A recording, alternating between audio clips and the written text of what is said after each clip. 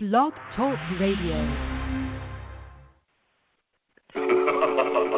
Franchise pros, Stan the Man, Paul Segreto. Time to show you the way of franchising today. Hey, do you possess the spirit of an entrepreneur? Or lay your business plan down like a rug or a floor? Or maybe you have a dream of opening a chain of delis, or whatever passion lights that pilot light under your belly. Or do you want to start a business, fam, using the proven trademark from another brand? And grow together and expand like a rage of fire, from a single to a multi-unit empire. Well, pay attention to this podcast that you hear, is streaming in HD, so fine-tune both of your ears. And Stan and Paul lays down the law. Whether you want to be a franchisee or a franchisor, it's all about sustainable growth, the sensible franchising, proven concepts, the smart enterprising. So use your left and right side of your brain and absorb this knowledge here, franchising today. Badlands, baby.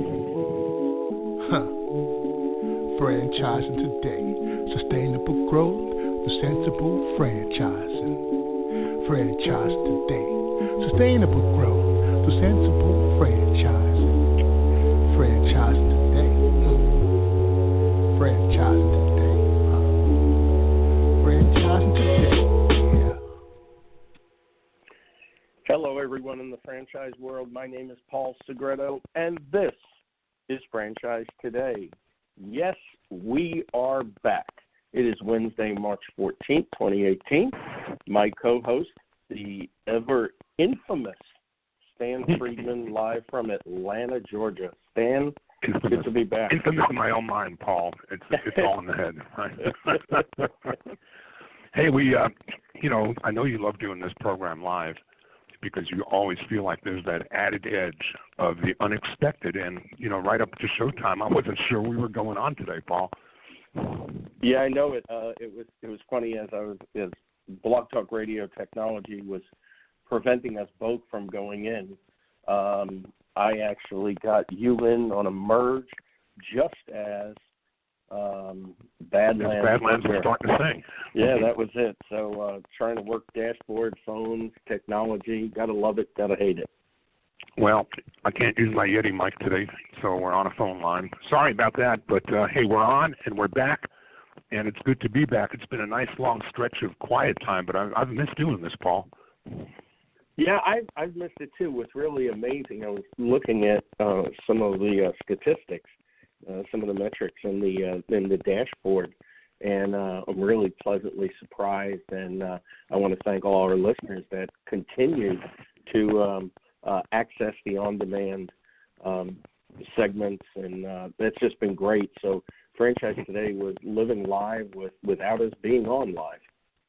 It's kind of funny. I've actually had a couple of emails from some people who were asking when are you coming back, or are you coming back? And then I've had a couple of emails from some listeners who have come to me with, hey, that was a great program last week. and I've written them back and said, well, I'm glad you enjoyed it, but we've not been live since November. So to your point, the audience is still looking for the product, and that's great. Hey, I want to start today with some birthday wishes, Paul. I had one in my pocket that I knew about, and that caused me to just go back and look and see whose feelings might I hurt if I wished Don Nielsen at the Kolache Factory a happy birthday today, but forget about others that might be in the queue. And I found that there's something going on in the water for franchising people in this part of the month of March.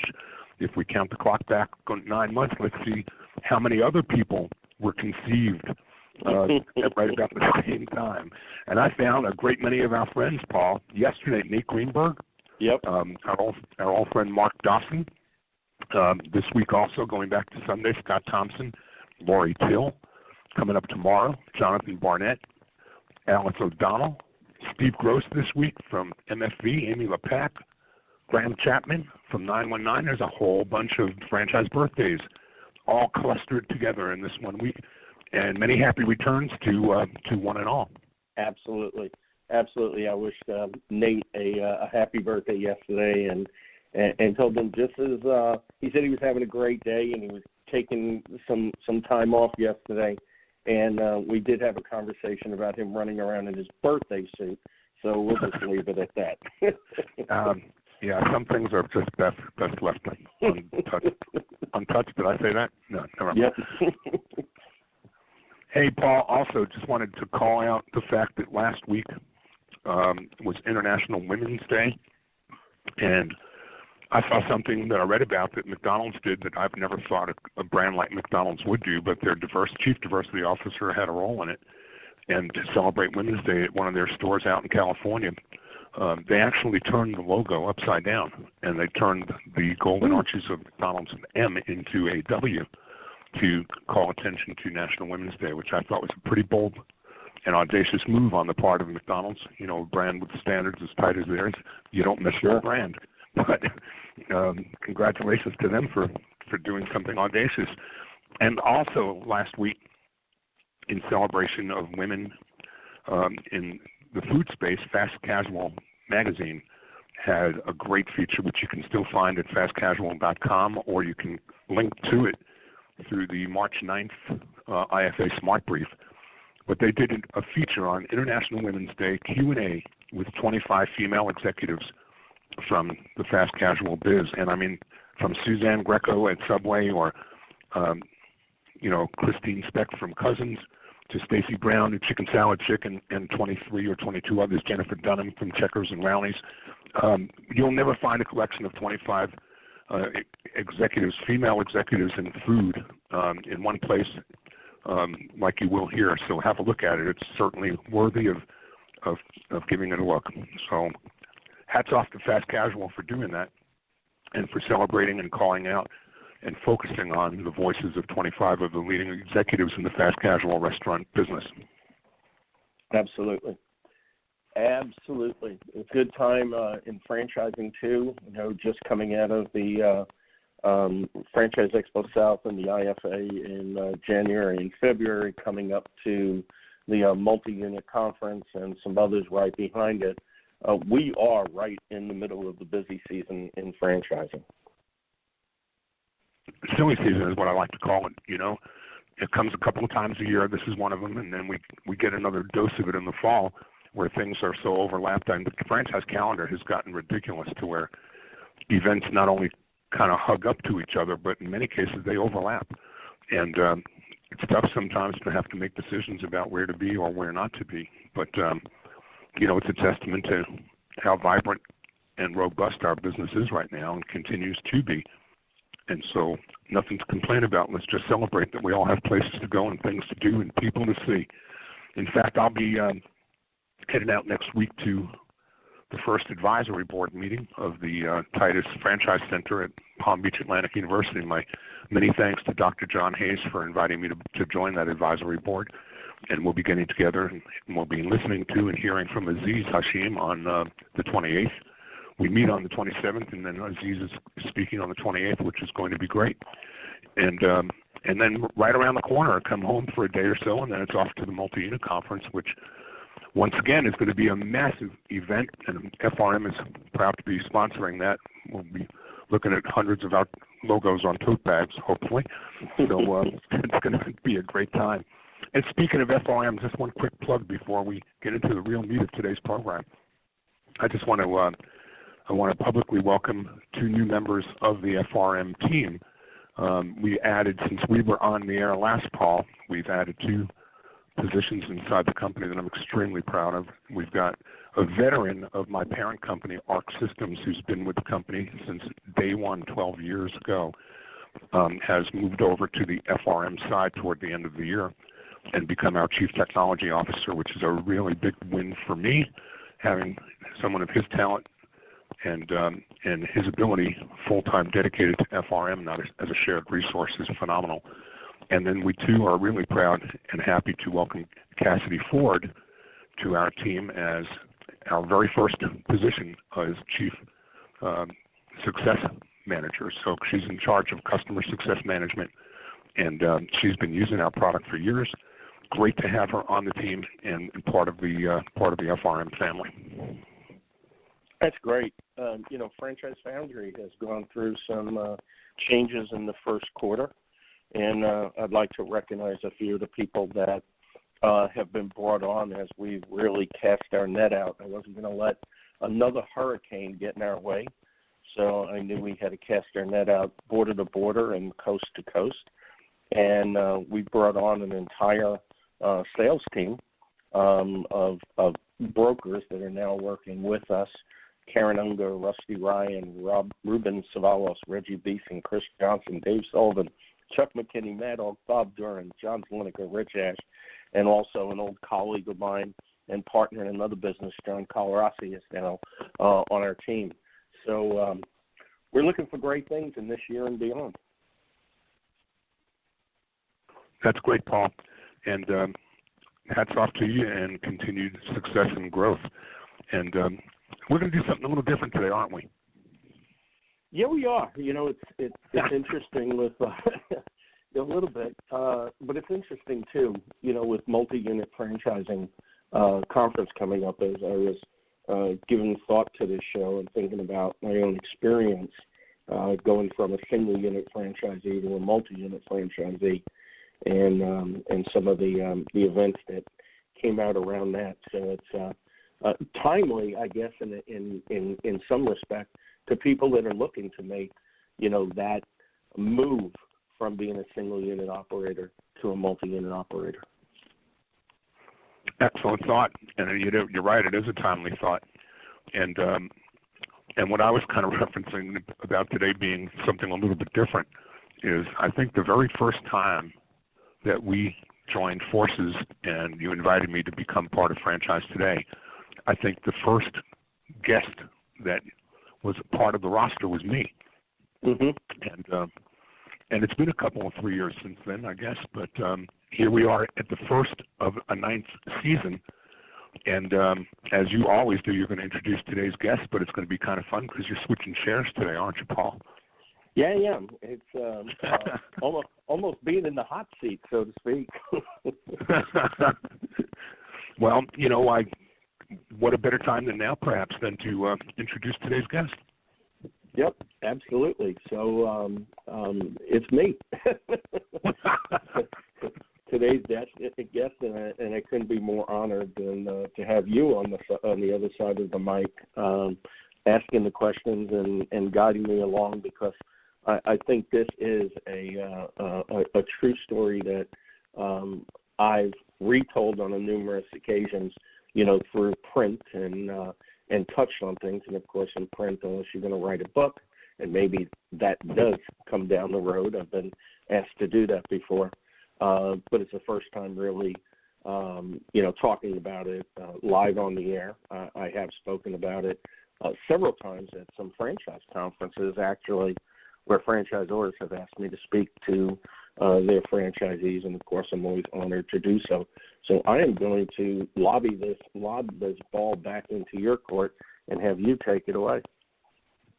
Well, I think what we want to really hone in on today is something that shouldn't be unfamiliar to anyone in our world, in franchising or entrepreneurship, even beyond just franchising, because so many times, whether it's the Richard Bransons of the world or any of those who have great success stories, we've all heard about the success sides of the stories, but we haven't always heard some of the things that have painfully led up to those successes, and helps really when you hear about some of those instances in time where things didn't go as planned or didn't go as hoped, that you can gain strength from the fact that those entrepreneurs in that moment in time didn't quit and they didn't paint themselves victims. They stood back up, and you take 3 last letters of the word victim and change them to TOR, and you become victors, and you continue to look through the windshield and keep on going.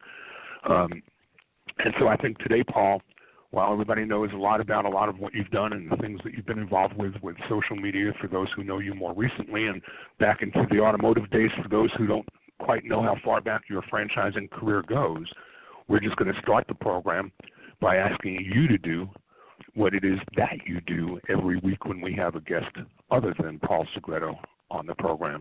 And we invite our guests to take a look back in time, as we all know that nobody wakes up one day and says, gee, I think I'll become a franchisor today. Everybody lands here but they don't really do it by virtue of it being a destination. It's been a journey. And so we want you to take us back to the beginning of yours and tell us a little bit about early days in your career and some of the painful things that you've had to encounter to manage to get yourself to where you are today. So do what you do, Paul. Take us back as far as you want to go. Well, thanks, Stan. You know, it's really interesting. And you're right. None of us start out thinking we're going to wind up in franchising. And, of course, my path, like a lot of other guests that we had, the path seems almost illogical when you look back, but yet there were certain steps that occurred along the way.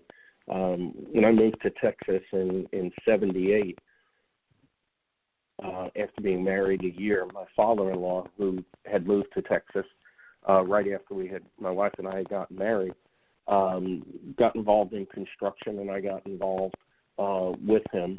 And a lot of people don't realize my early days in construction, I actually wound up being a plumber.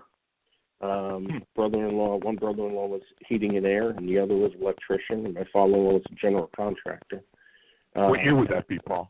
That would have been anywhere from 78 to 1980 in wow. there.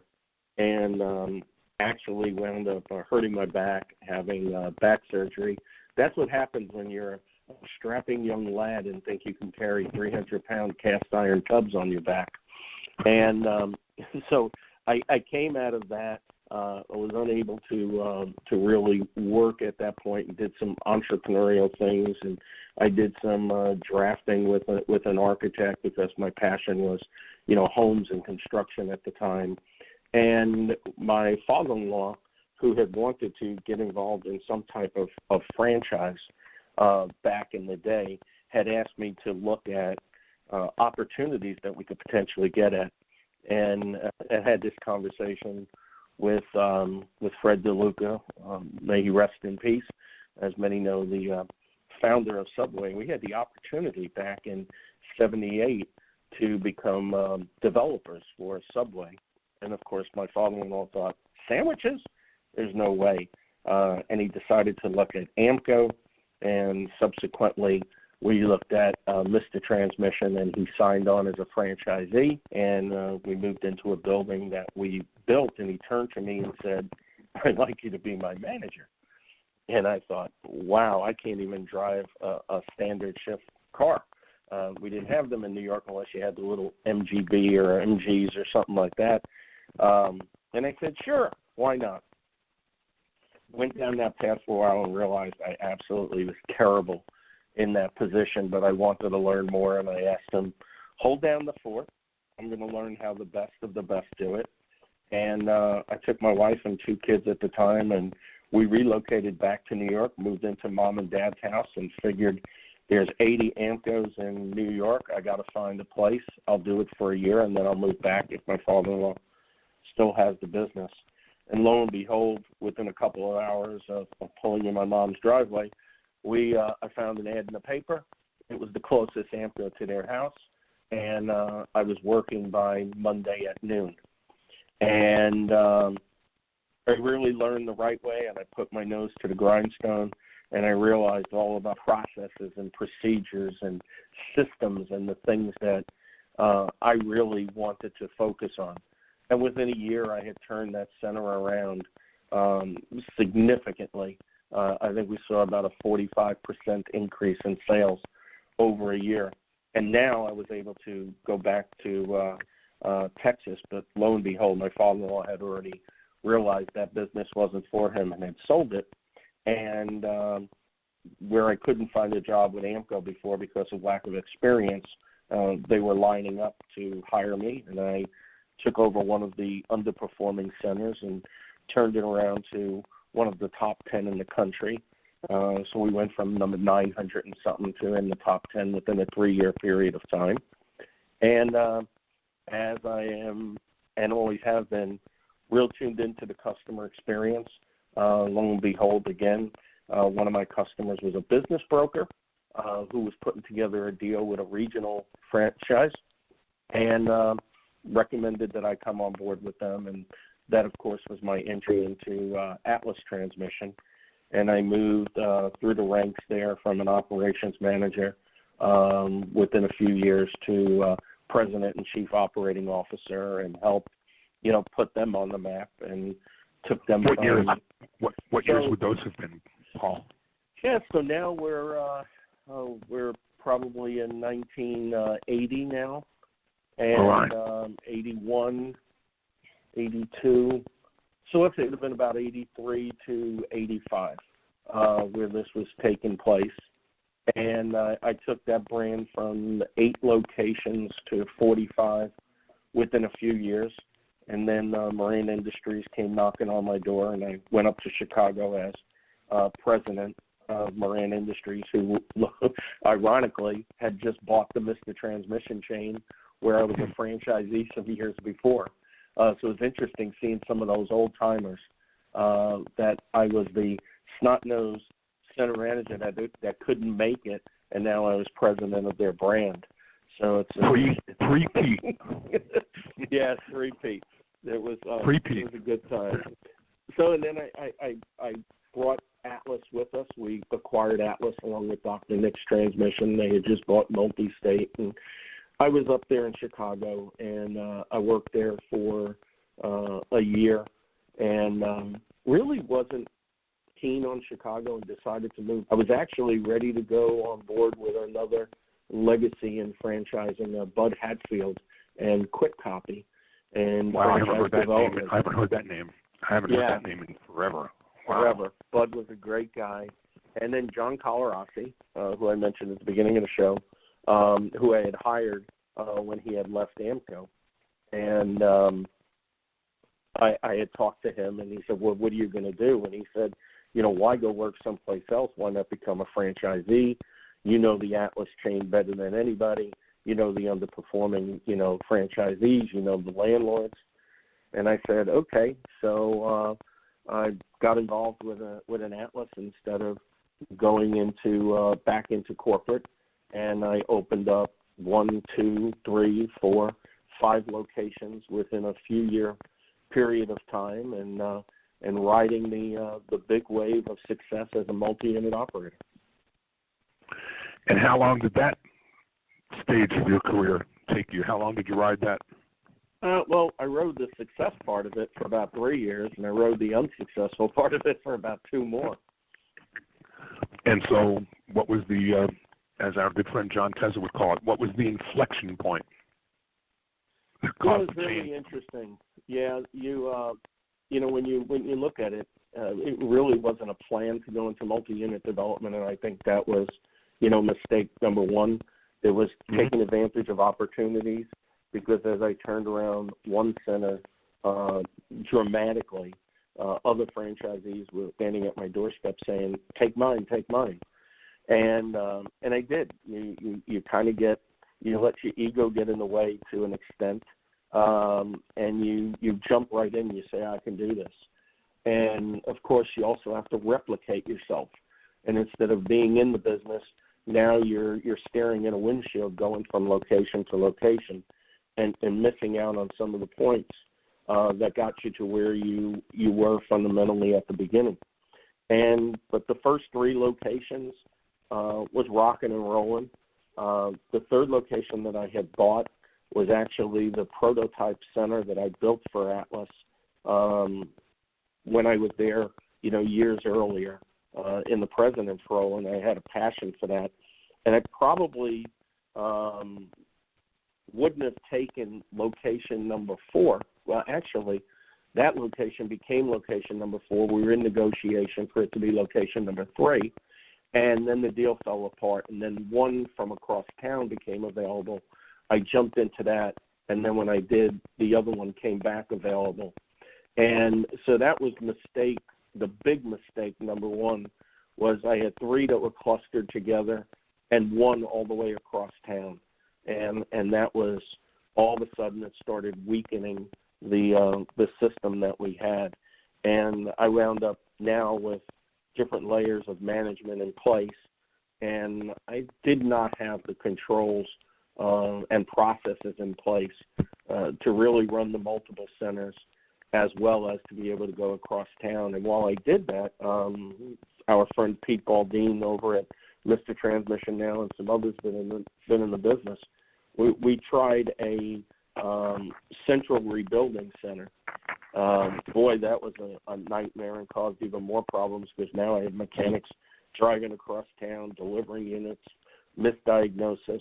It just started to unravel instead of taking a step back. Again, and I didn't even realize how much of an entrepreneur I was at the time. I started looking at other things, and I became a developer for Altamir as Moran Industries brought that on and partnered up with somebody. There was a bad lease, so he lost that location. So what I was doing kind of just went by the wayside. And then a new location opened up on the far east side of town, and that's really where the spiral started, because taking over underperforming locations is a lot different than starting a brand new one. And oh my God, the capital requirements were just totally misjudged on my part. Thinking, we'll get off the ground real quick, and it took so much longer.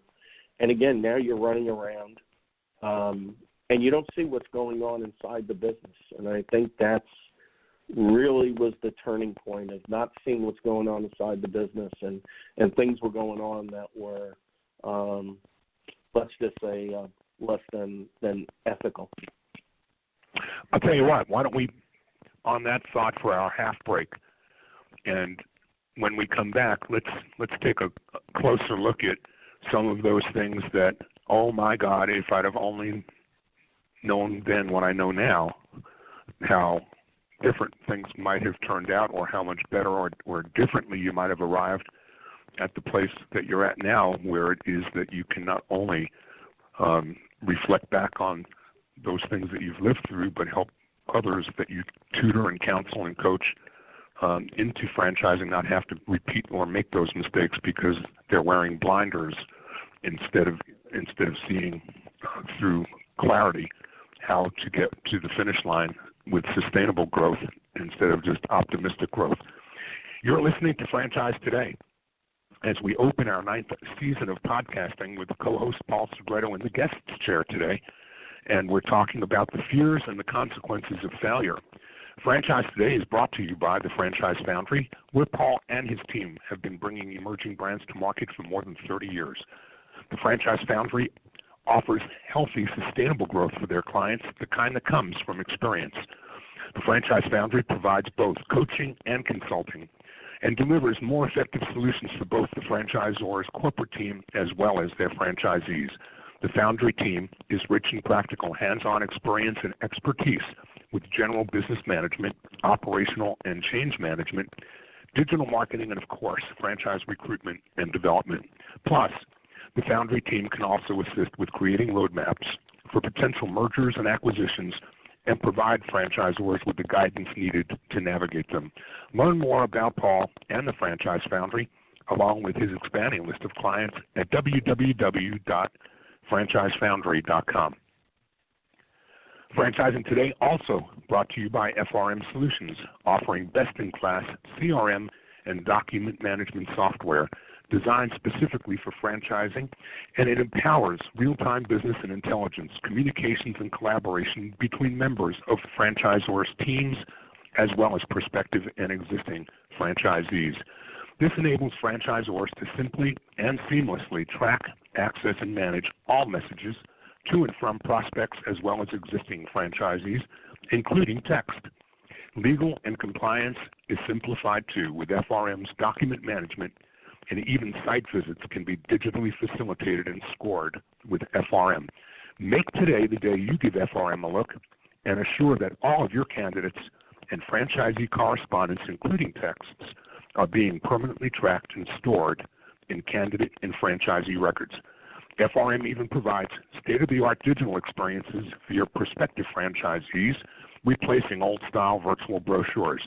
No long-term contracts, multiple upgrades each year, no excuses, just solutions. Find them at frmsolutions.com.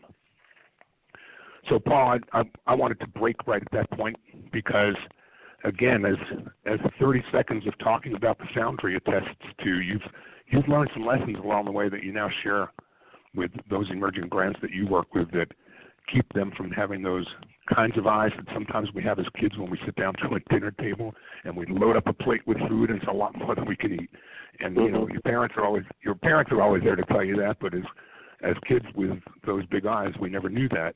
And I think too that a lot of people that land in a position like yours see the opportunity for further growth and development, but don't know what they don't know yet about the difference between being an operator of one or two or three, or being the manager who has to now hire, scale, and grow and develop leaders to replace them in the businesses that they're leaving behind as they move on to the fourth, fifth, or sixth location. So we left off at about the point where you thought you were at a mistake going from that three together clustered to the fourth across town, and you were starting to help us understand a little bit about how things might have been unraveling a little from there. Why don't you pick up from there?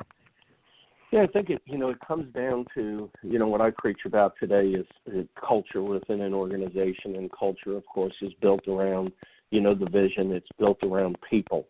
And as the organization grew so fast, I hardly knew any of the people. And a matter of fact, some of my managers knew the staff better than I did. And so you lose touch. And then, of course, and I just want to back up a second because this is going to be very instrumental, or actually a key point here. When I came over to the franchisee side, I had the respect of the franchisees throughout the Atlas and Mr. Transmission and other systems that Moran Industries had bought. And the franchisees appointed me to Moran Industries National Advisory Council and then elected me president of it. And I was really honored about that, because here I was president on the corporate side, and now I'm on the franchisee side. So really had a really great chance to see things from a different light, and that really helped me a lot. But again, now I'm at that higher level, and I'm really taking my eye off the ball at the local level, to the point where I didn't even know, some of the people in my own organization, which really keeps me awake even to this day. Because you say at the beginning of the show, you ask your question to yourself of why, why did I allow that to happen? And I think it was just, feeling like nothing could go wrong. You take over these underperforming centers that were doing next to nothing and doing just monumental numbers, and you think, well, that's just never going to end. Why would it end? And then when you hit a patch and you start seeing sales go down, you just think it's an aberration, it's an anomaly. So you take out, $10,000, $15,000, $20,000, throw it back into the business and say, well, that's part of revitalizing the business. And then you keep going to the well and going to the well and going to the well, and after a while you think, well, wait a minute, something else has got to be going on. And to that point there was. I mean, I was leaving, stupidly leaving, signed checks at the different locations for, parts to be bought and different things. And finally, I got to the point, and then certain people were blaming, the bookkeeper and this, that, and the other thing. And, of course, stupidly, I'm saying, okay, it's got to be that, it's got to be this. And before the music stops and you realize you don't have a chair, you really dive in and you say, okay, this is not what's occurring. But yet you really don't know what is occurring. And I paired off a couple of the locations. I jumped back into one of the locations. And then the next thing I know, my attorney's calling me and saying, we've got a major problem. And my franchisor at the time, Moran Industries, is saying you got a major problem. And all of a sudden, I felt like the guy in the middle of a ring with Mike Tyson, Ali, Frazier, Foreman, and everybody just taking shots. No matter where I turned, it was another one and another one and another one. And you just say, it can't be. Why is this happening? What had occurred? And every time you try to focus on one thing, you get hit another time. And then, of course, your ego gets in the way and says, well, wait a minute, now I can't be looked at as a failure. And you start, instead of trying to correct the problem, you start worrying about, your reputation, your family, your everything else, and things just start to spiral out of control. And it really got to that point where it really did spiral out of control. So how did you manage through that, Paul? And what was it that sometimes you just have to you have to get to a place where you can hit the bottom, I guess, so that you know that you can start to accelerate and climb out or climb up. What was that like? What was that event for you? How did you turn the corner? There was a line in the movie Wall Street, the original movie Wall Street, where the senior broker says to Bud Fox, the character played by Charlie Sheen, and that book is, brought in part out of what actually occurred on Wall Street at the time. And he says, there comes a point in a man's life where they look into the abyss and they don't realize it until they're actually into the abyss. And what occurred at that point, almost in rapid fire, was something that I look back on, and it was a whirlwind.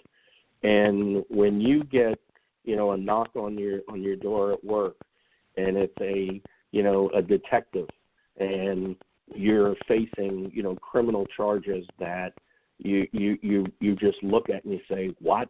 When you're calling your attorney and you're just trying to figure out what to do. That really is, like you asked, the point.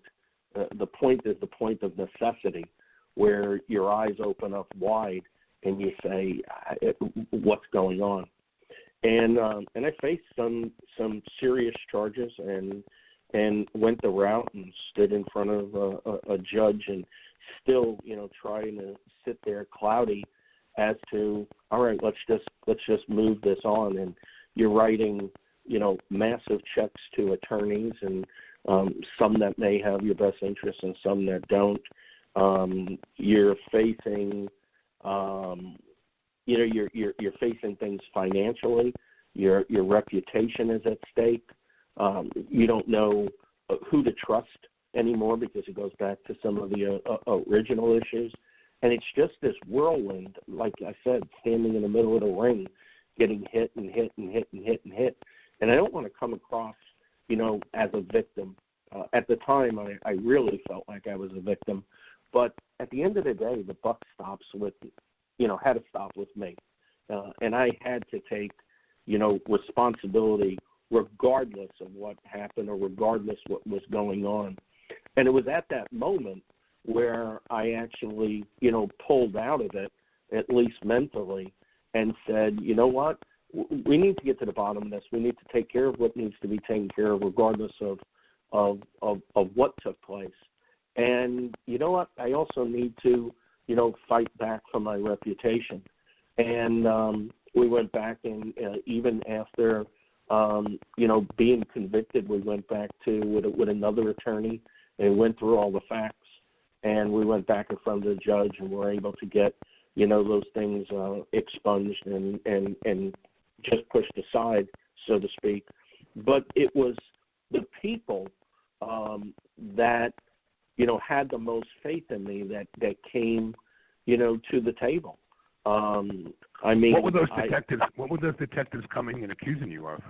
Well, there was a couple of checks out there that had my signature on it that were written that had bounced, and unbeknownst to me, and obviously it caused a very serious issue. The interesting was, even before I went into court, I immediately provided restitution and took care of those.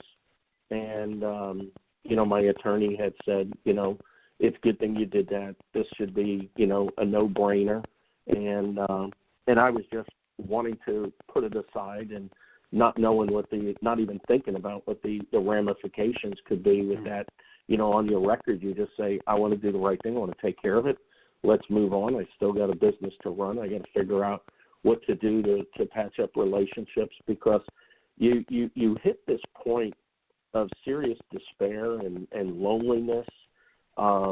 You're looking at people wondering how they're looking at you, who knows, and quite frankly, embarrassingly, I could say it now. I mean, you have suicidal thoughts that are very real, and all of a sudden it just starts, clouding everything.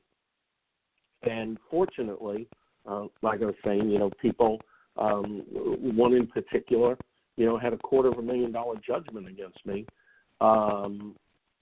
that eventually they dismissed when they realized that I wasn't at the fault of it. And that to me was just astonishing, because, like I said, the buck stops with me, but it wasn't me that caused this ripple effect. And they released it, and that obviously helped. When people have a renewed faith in you. Not that they ever lost faith. It's that it was more me thinking that everybody lost faith, and I just buried my head in the sand. And as they say, when you bury your head in the sand, your most vulnerable asset. Emphasis on the first below ground. Well, I'll tell you, that's up for everybody to take advantage of, and that was tough. And I'll tell you, it was a rough patch. I had a renewed faith in my abilities and what people felt about me and all the support that came to me, and we made everything good, and supposedly got the record cleared. Of course, in today's day and age, there's stuff on the internet that you constantly have to go back and try to squash. But that was back in 2001 and 2002. And I'll tell you, Stan, the big turning point was September 11, 2001. And that sounds very cliche, very opportunistic or whatever. But that day I sat with one foot in a shoe and one foot out and sat mesmerized for 4 hours. I worked for 3 years, 3 summers in the towers. I saw them every day on the ferry. So to see what was going on, all of a sudden put some of the things in what's going on in my life in perspective. And then that night, I found out that a close friend from high school and another friend from high school both perished in the towers that day when they weren't even supposed to be there. They jumped on board to help out. They were both first responders. And then when I found that, I thought, this is nothing compared to what they just did. And that day I decided I'm going to divest myself of what was remaining in the business. And I said, I want to help people. I want to get back to doing what I do best, which is help people succeed. And when I looked back at the first 2 centers that I took over, I went into them not so much that financial windfall. I mean, obviously we all go into business and that's part of it. But I remember my first conversations with the crews at both of those locations, and I said, I'm going to help you make more money than you've ever made before. And I was able to achieve that, and as a result, I reaped the benefits. So I thought I would do the same thing now, and it was on that day, September 12th, 2001, that I made a decision, to get involved in consulting and to help people avoid what I went through, and under any circumstance, any type of business failure. I just decided that's what I needed to do. Well, I think it's a bit dramatic that you had to live through all of what you've been a part of to get to the place where you can serve better. I mean, all of us live and learn, hopefully, from the experiences that we take along with us from place to place and experience to experience, and it further prepares us for whatever it is we're going forward to do next. And then sometimes in real time, it's hard to see that, right? I went through my painful years with, the birth of a brand that should have taken off and launched like a rocket. But it was based on wage-based tax credits for the creation of jobs, and the year was 2007, 2008. Oh boy, what do we remember about 2008 and what were happening to jobs, or what was happening to jobs in the U.S. then? They were being sucked out of the universe at the speed of light, not being created and growing. And so, a great concept, great brand. Ill-conceived moment in time, but it was a learning experience that has brought me forward better, stronger, and better able to do things that I'd not have had the experience of living through in a moment in time where it wasn't really feeling much like a success at all. But life's lessons come through those moments, Paul, and unfortunate that yours had to be as dramatic as it was to get you to the new starting line. But, what doesn't kill us makes us stronger, I suppose. Yeah, I guess, but it's kind of like to the movie, some of you might remember the movie Midnight Express, where the young guy and his girlfriend were in Turkey, and he decides to try to smuggle hashish, I guess, back into the States, and gets arrested and gets thrown into a Turkish prison. And if you've seen the movie, it ends with him getting out of the prison, but the book that's only the halfway point, and because then getting out of Turkey was the big thing, and the Midnight Express was the train that got him out of Turkey. But in my situation, I was at that point. I was now at a point facing, what am I going to do next? And even though I had all this experience and stuff, first of all, when I was on the franchisee side, I lost contact with a lot of people on the franchisor side because I was a franchisee for 5 or 6 years. When I was a franchisor, I was very much involved with, Joyce Mazzaro and Steve Hammerstein and some others on the Coalition for Responsible Franchising. But that was, 6-7 years in my rearview mirror. And a lot of the contacts just weren't there anymore, and I'm sitting there, and I remember saying, okay, we're moving forward. What do I do next? And I got to tell you, you come out of a C-level position, several C-level positions, and you come out of being a successful franchisee, and you're sitting there and you're saying, what do I do now? What does my resume look like? Who's going to hire me now? And, and the financial repercussions, continued for many years, fighting foreclosure and everything else as a result of just spending ridiculous amounts of money.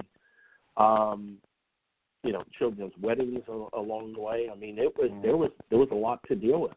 And I remember, and I said, well, what do I do best? I know franchise sales. And I looked on Monster, and I saw a job for a franchise sales job that paid $30,000. And it was with a master franchisee in a commercial cleaning industry. And I went in and I took that $30,000 a year job, and I said, I need a lot more. And he said, well, if you can do this, you'll make that. And in 91 days, now, of course, we're talking about, lower level, franchise sales. But in 91 days, I sold 90 unit level franchises in the commercial cleaning industry, for anywhere from, $2,000 to $10,000 a piece. And did you say 90 or 91 in 90 days? 91 in 90 days. Those are big numbers, buddy. Yeah. I don't know anybody who does that today. It like you said, necessity. I mean, I did everything, ethically, but I was at the top of my game, like I said, out of necessity, but also more than anything, to get myself back up where I needed to be. And I started at 30, and by the middle of the summer, I was on pace for an annual salary of 90. So I was getting close to where I needed to be, and I did what I had to do, and worked with them for about 3 years, actually spun it out, and wound up selling it to a group out of Monterey. That worked out real well. And then I'm just hitting this point to saying, okay, but what am I doing? You know, I don't want to be at this level. I want to help people too.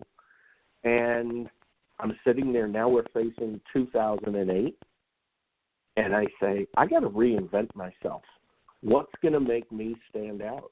And I latched onto social media 2007, 2008, and didn't know anything about it. And, you know, the rest, as they say, is history. I mean, if it wasn't for 2008 to 2012, and my heart goes out to all the people that did not have a good time during that period, it was some of my best years. Mm-hmm. It was some of my best years because I reinvented myself and was tenacious at it. I mean, when you got nothing else to do, you know, you dive into something like that, it works out well. Well, I think, as again I said earlier, Paul, sometimes in those moments in time, in real time, we have no idea why we are where we are. We have no idea why this has happened, what made me have to live through this.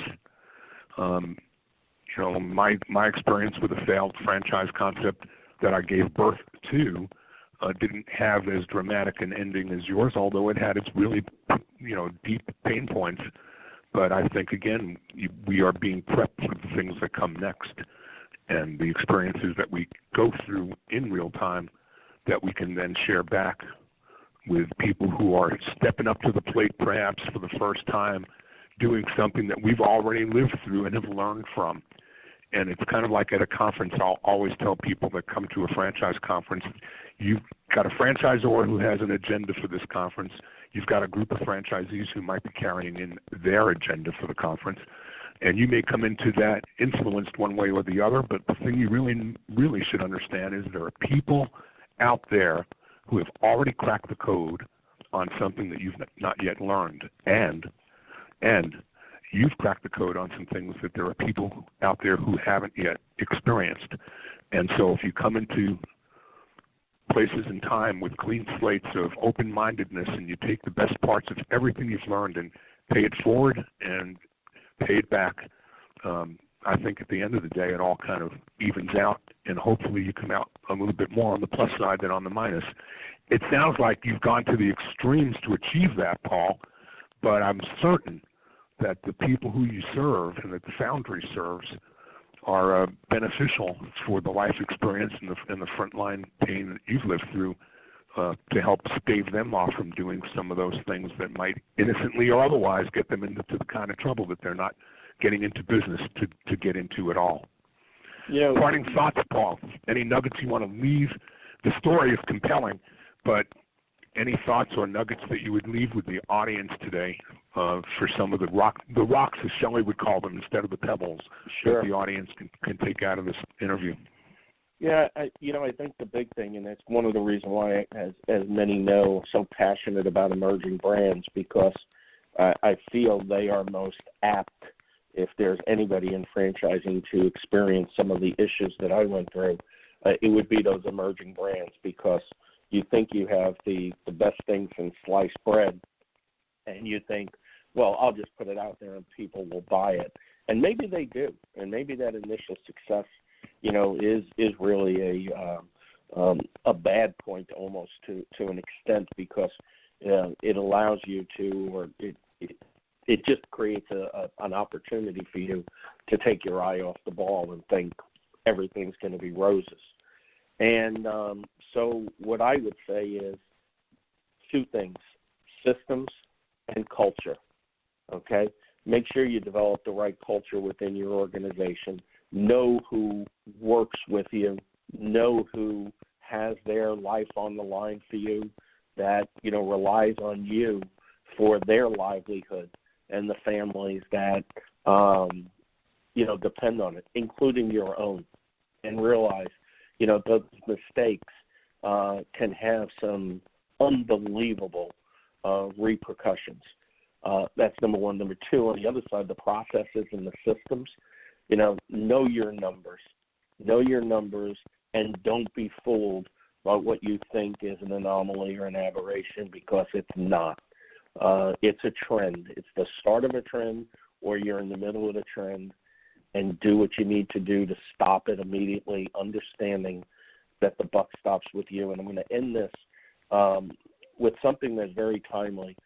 Some of you in Texas know about Bob's Chop House, one of the infamous, iconic brands from Dallas, and have gone across the state in Texas. And one just the other day closed its doors. Right here in the Woodlands, probably one of the best places in the world for a steakhouse. And I drove by and I watched them pulling equipment out of it and boxes of liquor out of it. And I saw on the review sites, people screaming and hollering, how come they didn't tell the employees?